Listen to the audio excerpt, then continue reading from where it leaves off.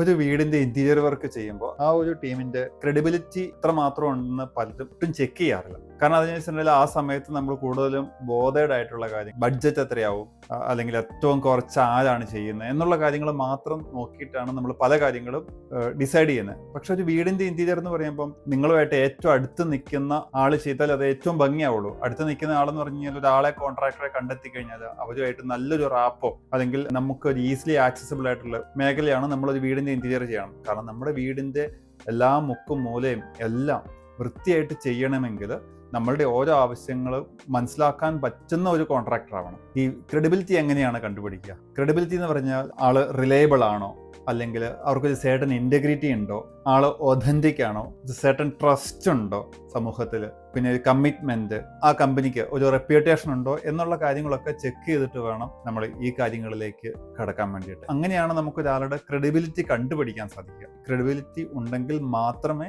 നമ്മളൊരു പ്രത്യേകിച്ച് ഇന്റീരിയറിന്റെ വർക്ക് ഒരാളെ ഏൽപ്പിക്കാൻ പാടുള്ളൂ. അല്ലെങ്കിൽ നമ്മൾ വീണ്ടും കുറച്ചു കാലം കഴിയുമ്പോൾ ബുദ്ധിമുട്ടിലേക്ക് പോകാനായിട്ടുള്ള സാധ്യത വളരെ കൂടുതലാണ്. അപ്പൊ അങ്ങനെയുള്ള അപകടങ്ങളിൽ ചെന്ന് ചാടാതെ ഒരു സേർട്ടൻ ക്രെഡിബിലിറ്റി ഉള്ള ആൾക്കാർക്ക് നമ്മൾ വർക്ക് കൊടുക്കാൻ. അപ്പൊ പടവിനെ സംബന്ധിച്ച് പടവിന് വരുന്ന ഒട്ടുമിക്ക വർക്കുകളും കൂടുതലും നമ്മൾ ആർക്കെങ്കിലുമൊക്കെ വർക്ക് ചെയ്ത് കഴിയുമ്പോൾ അവരെ റെഫർ ചെയ്തിട്ട് വരുന്ന വർക്കുകളാണ്.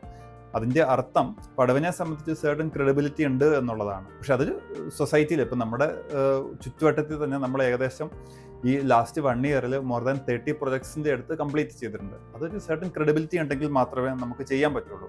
പിന്നെ ഒരു ലാസ്റ്റ് 10 ഇയർ ആയിട്ട് സർട്ടൻ ലെഗസി നമ്മൾ കീപ്പ് ചെയ്യുന്നുണ്ട്. ഒരു 5000 സ്ക്വയർ ഫീറ്റ് ഫാക്ടറി ഉണ്ട് നമുക്ക് സ്വന്തമായിട്ട്.